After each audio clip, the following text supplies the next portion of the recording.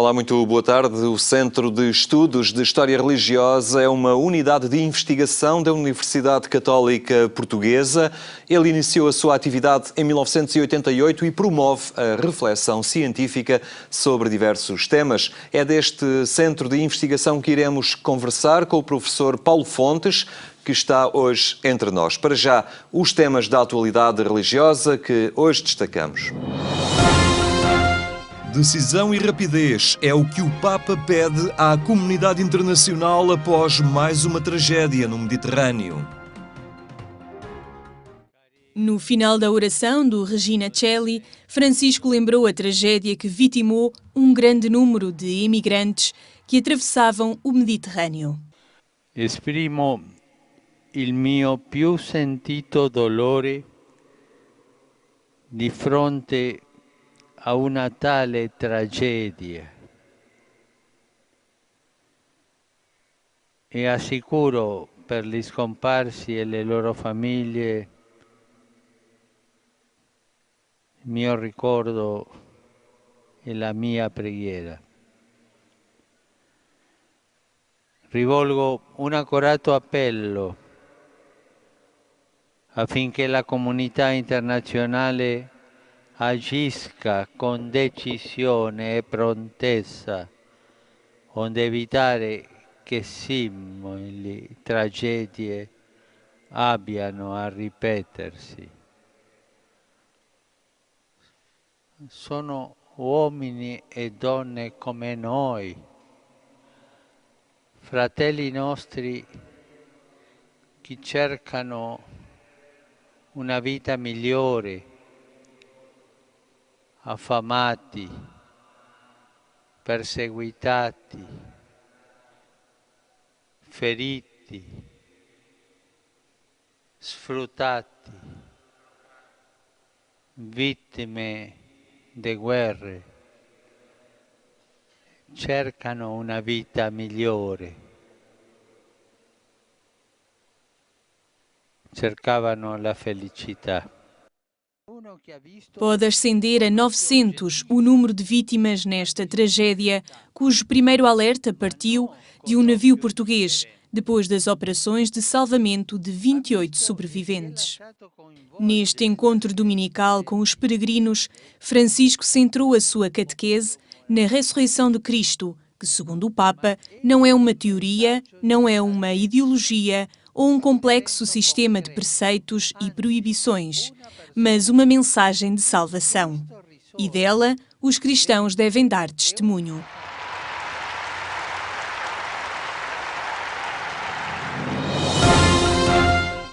Bispos portugueses pedem o apoio à natalidade e à defesa da vida em todas as suas fases. A Assembleia Plenária dos Bispos Católicos de Portugal mostrou-se atenta ao atual contexto social e político do país, deixando alertas em favor do respeito pelos mais frágeis, em particular através do apoio à natalidade e da defesa da vida. A sociedade que considera a vida como o primeiro dos direitos e a base de todos os outros direitos tem que se organizar nesse sentido, porque muitas vezes nós sabemos, concretamente no que diz respeito à interrupção da gravidez, e o Papa reconhece, aliás, na sua exortação, as pessoas são deixadas tão sós que lhes parece que não há outro recurso e ninguém apoia, ninguém ajuda. E até gostariam de encontrar outra solução. Portanto, nós temos que nos empenhar como sociedade muito mais diretamente nestes assuntos e não deixar isto à pessoa que o sofre apenas como coisa sua. O presidente da Conferência Episcopal Portuguesa elogiou depois o papel desempenhado por vários padres na direção de centros sociais paroquiais, afirmando que nunca existiu a intenção de os afastar desses cargos. Nós, como sociedade, não só como igreja, somos muitos os devedores a excelentes padres que investiram o melhor que tinham e sabiam e podiam para criar e sustentar instituições de seguridade social. Não está isso em causa. O que nós refletimos foi se tem que ser sempre assim. E, em alguns casos, em algumas comunidades, há leigos, ou religiosos ou religiosas, perfeitamente habilitados a desempenhar essas funções de gestão dos centros. Outro dos pontos em agenda foi a análise ao documento preparatório do Sínodo dos Bispos sobre a família, com base nas respostas enviadas pelas dioceses e movimentos católicos. Um conjunto de desafios com impacto na organização da pastoral familiar e que vão ser debatidos na Assembleia Geral de Outubro, no Vaticano. Se a primeira Assembleia Sinodal visou mais a problemática familiar e ficaram questões para serem elucidadas e aprofundadas, esta Assembleia Sinodal é mais projetiva, quer dizer, é mais sobre o papel e a missão da família como tal, dentro da Igreja e na sociedade. Portanto, não é voltar simplesmente à análise que se fez anteriormente sobre a problemática familiar. Como digo, há temas que ficaram para ser aprofundados. Mas agora há mais esta visão, digamos, projetiva da família. Horta Nova Esperança é a proposta da Cáritas Diocesana de Beja, uma iniciativa de capacitação e inclusão para toxicodependentes e alcoólicos em recuperação. Nunca tinha trabalhado numa estufa, aqui tive a oportunidade disso. Acho que é bom, vai trazer também benefícios, tanto faz para a comunidade como para a cantina, por exemplo, o refeitório da Cáritas, que ajuda muita gente.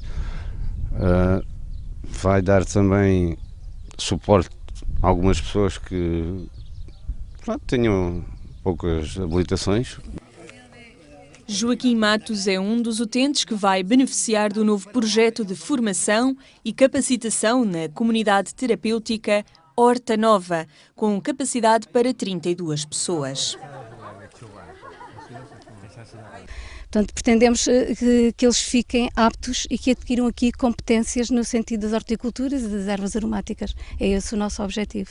Em consonância com os espaços terapêuticos, é aqui que são identificadas as dificuldades, as limitações dos utentes e ao mesmo tempo que são também capacitadas e trabalhadas as competências que eles têm para uma futura reinserção quando terminarem o tratamento.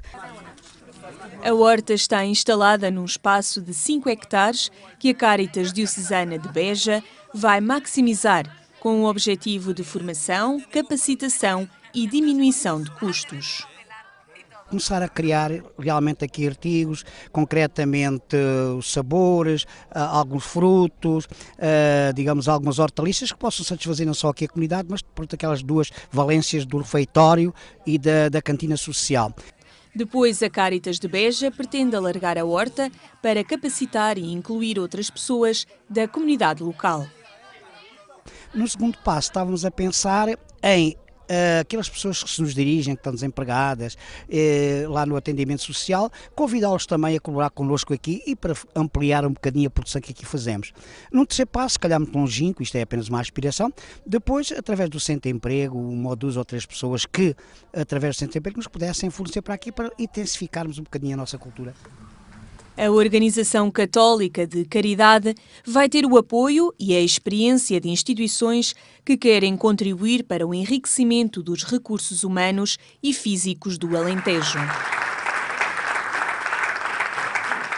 Em primeiro lugar, voluntariado. Temos uma equipa de voluntariado interno da empresa que hoje já esteve aqui e que vai continuar a acompanhar esta pequena exploração agrícola com o seu esforço. Em segundo lugar, com a nossa capacidade técnica, portanto, em qualquer estudo de captação de água, de utilização da água e no uso das técnicas mais eficientes de regadio. Da nossa parte será todo o apoio técnico, com os docentes, com técnicos e com o equipamento que pudermos e que for necessário. Que esta é uma das formas de podermos contribuir para a capacitação e até para a autonomia das pessoas que estão envolvidas. A estufa foi apenas o primeiro passo, muitos virão e de certeza que vamos conseguir atingir os nossos objetivos. O Bispo de Beja destacou a boa prática do projeto, que pode ser um exemplo de ação social, solidário e iniciativa futura para a região. É sempre um projeto muito importante, primeiro para o autoconsumo, mas também para alastrar a este vasto Alentejo, onde há muita terra e às vezes poucos projetos, porque o Alentejo precisa de gente, mas também precisa de projetos que tenham rentabilidade e tenham futuro. É uma boa esperança e uma nova esperança para todos nós. Joaquim Matos já completou um ano de tratamento na comunidade e reconhece os frutos desta inserção com esperança no futuro. Sinto-me bem, tranquilo e preparado para enfrentar a vida lá fora, naquilo que sei que fazer. Como indica o nome, Horta Nova Esperança, é o que nós devemos ter, esperança, e esperamos que dê frutos e isto continue. A Horta Nova Esperança, um projeto da Cáritas de Beja que privilegia a capacitação agrícola dos utentes na produção de hortícolas e de ervas aromáticas e que pretende estender-se à sociedade.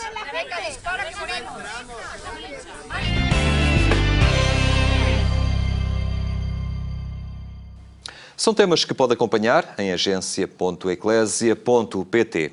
Dá continuidade ao Centro de Estudos de História Eclesiástica, fundado em 1956. Hoje, o Centro de Estudos de História Religiosa da Universidade Católica Portuguesa é reconhecido e avaliado desde 2002 pela Fundação para a Ciência e a Tecnologia. Connosco está o professor Paulo Fontes. Muito boa tarde, obrigado por estar na companhia do programa Eclésia. Centro de Estudos de História Religiosa, o que é que faz concretamente este centro e perguntava que respostas pretende dar com a investigação que realiza, investiga para quem? Muito boa tarde, muito obrigado pelo convite. Como disse na apresentação, o Centro de Estudos de História Religiosa é uma unidade que integra cientificamente a Faculdade de Teologia da Universidade Católica, portanto, que reúne os professores da área da História que estão ligados à faculdade e depois um conjunto mais alargado de investigadores que integra o centro e que aí desenvolvem o seu trabalho. Paralelamente, e portanto numa dinâmica que está estruturada aqui na sede da Universidade em Lisboa e também com uma dinâmica no Centro Regional do Porto. Desde o início, e como disse, o centro começou como uma iniciativa exterior à própria universidade e privada, o centro trabalha em articulação, em rede com investigadores de outras universidades. Essa é, aliás, uma riqueza do próprio centro, que é ser um centro especializado nesta área da história que chamamos história religiosa. Indo à sua pergunta, nós podemos dizer que o centro tem basicamente 3 objetivos. Tem um objetivo que é diretamente aquele que está no seu nome, ser um centro de estudos, portanto, de investigação. Portanto, estudar, contribuir para o estudo da sociedade portuguesa em particular, mas da sociedade em geral, a partir desta instância que nós designamos por religiosa. Um segundo objetivo que é o de contribuir para a formação a partir desta área específica da história, seja no domínio da formação teológica, seja no domínio da formação histórica em geral, e daí as parcerias também que temos em programas de pós-graduação, seja com a Faculdade de Letras, seja no interior da Universidade Católica, seja num programa interuniversitário de doutoramento em que participamos. E, por último, aquilo que poderíamos dizer, uma investigação aplicada, virada, digamos assim, para responder às necessidades das próprias instituições e dinâmicas religiosas hoje, instituições essas que têm, muitas vezes, uma longa história, que estão interessadas em conhecer e muitas vezes também, sobretudo, em celebrar. Portanto, onde nós podemos aportar uma perspectiva de conhecimento, de rigor, de trabalho crítico. É, no fundo, para isso que serve um centro de estudos, para nos ajudar a ter uma compreensão mais abrangente, mais aprofundada das questões, dos temas que atravessam a nossa contemporaneidade, que é aí que, no fundo, a partir daí sempre que estudamos. Começa a ser mais valorizada esta dimensão das humanidades e da análise histórica dos acontecimentos, num mundo que, a dada altura, parecia apenas dominado, em termos, digamos, de vida académica, com uma grande preponderância por parte das ciências exatas. das economias, das engenharias, em que as humanidades iam ficando um tanto ou quanto relegadas, começa-se a perceber que, afinal, é fundamental o conhecimento crítico das coisas para projetar melhor o futuro, ou ainda não é bem assim? Eu penso que ainda não podemos dizer que estejamos numa situação atual em que as humanidades em geral sejam completamente valorizadas. Também não se pode dizer que sejam desvalorizadas. Eu penso que hoje temos que olhar para o panorama cultural e científico. Há um domínio que se tem imposto nos últimos anos, que eu chamaria o das ciências laboratoriais. Portanto, muito ligadas à relação entre a ciência e a tecnologia, seja no domínio das biologias, por exemplo, seja no domínio das aplicações médicas ou das engenharias, portanto, aquilo que podemos designar as ciências laboratoriais. Isso, aliás, coloca problemas difíceis muitas vezes de gerir, porque essas ciências tendem a impor os seus padrões de validação e de reconhecimento à escala nacional e internacional, e, aliás, a última avaliação feita pela Fundação Ciência e Tecnologia às várias unidades de investigação, no meu entender, padeceu exatamente disso mesmo, de não se ter tido uma maior elasticidade na maneira de validar o trabalho científico numa perspectiva mais cultural, que é aquela, no fundo, em que se situam as próprias humanidades. Agora, esse é um desafio com que estamos confrontados, na medida em que as sociedades não vivem sem memória. E a história, concretamente, é, no fundo, um registro de memória crítica e, portanto, tem que fazer valer as suas competências, as suas propostas, num diálogo permanente com as instituições que hoje têm a responsabilidade de cuidar de uma história, de um presente e de um património também. Agora, isso não é fácil. Eu diria que esse é um dos desafios que se põe atualmente à investigação e a centros como o nosso, que é um pequeno centro, mas que desenvolve um trabalho, como disse há pouco na apresentação, continuado, que é a valorização da qualificação e da competência no tratamento de certas questões. Quer dizer, todos nós reconhecemos, sem grande dificuldade, que quando queremos reconstruir um edifício é necessário um saber especializado. Todos nós reconhecemos, no limite, que uma obra de arte pode ter um restauro caro, mas que, apesar de tudo, se justifica, porque fica um património valorizado também financeira e economicamente, para além do aspecto cultural. No entanto, por exemplo, se estamos a falar da valorização de arquivos, se estamos a falar de estudos cuja sua aplicabilidade não é imediata, e, portanto, estamos num domínio de um conhecimento que embora muito importante para o conhecimento e a crítica da própria vida das sociedades, as próprias instituições têm muitas vezes dificuldade em valorizar isso. E, portanto, a demanda social existe, mas nem sempre existem os recursos e a valorização destas competências no interior das instituições. Eu creio que, aliás, esse é um desafio da sociedade portuguesa, que é como criar emprego para jovens gerações mais qualificadas em vários campos, e nomeadamente também neste campo da cultura. É determinante quando tanto se perspectiva o futuro e os desafios que temos pela frente, que as opções se façam com o conhecimento do que aconteceu, não é? Exatamente. É fundamental. Daí que nós, na estruturação do nosso trabalho, definimos-nos com três, aquilo que chamamos linhas de investigação, porque, no fundo, como é que nós desenvolvemos o nosso trabalho? A partir do corpo dos investigadores que temos, que, na maior parte dos casos, desenvolvem essa atividade complementarmente a outras atividades, à docência ou outros atividades profissionais, e, portanto, estruturamos em linhas que procuram orientar e potenciar o trabalho que se faz. Depois, desenvolvendo pequenos grupos de trabalho que põem de pé iniciativas, seminários, workshops, jornadas, colóquios, publicações ou projetos mais específicos, mais orientados para responder a um determinado tema. Neste momento nós temos 3 linhas de investigação estabelecidas, uma mais ligada à dinâmica institucional, portanto a que chamamos poder, instituições e movimentos. Portanto, a questão do poder é uma questão central, onde o religioso entra na estruturação das sociedades. Uma segunda linha, a que chamamos formas de vida religiosa, portanto, o religioso nesta relação entre as identidades e as pertenças, como é que se foi estruturando, como é que hoje se coloca. E uma terceira linha, a que chamamos memória, mediações e materialidades do religioso. Porque, de facto, o religioso não lida apenas com o espiritual, ele implica uma materialidade, ele constrói memória, ele utiliza mediações variadas do ponto de vista cultural. Portanto, é nestas três áreas que temos procurado trabalhar. Como é que isto se concretiza? Olha, dou-lhe exemplo de dois workshops internacionais, duas jornadas de estudo que tiveram lugar recentemente, nos 2 últimos meses, uma a semana passada e outra no mês passado.